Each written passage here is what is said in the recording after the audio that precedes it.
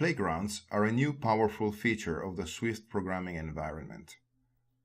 Playgrounds allow you to immediately see the results of the code that you type, and are extremely useful for learning the Swift programming language and debugging your code. Let's see how it works.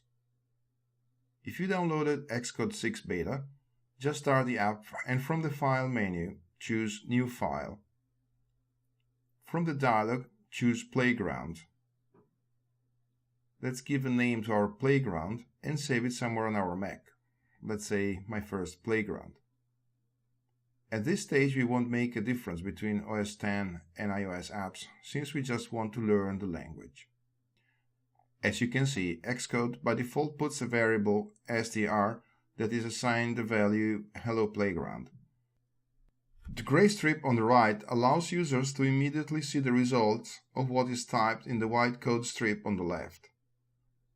If you change Hello Playground into Hello Swift, you can immediately see the changes on the right. There are other elements needed to create an app, but for the moment we have to learn how Swift works. Therefore, Playgrounds will be our main tool when looking at the samples. Playgrounds are also a powerful tool for debugging and algorithm development. We'll see how powerful they are further in the curriculum.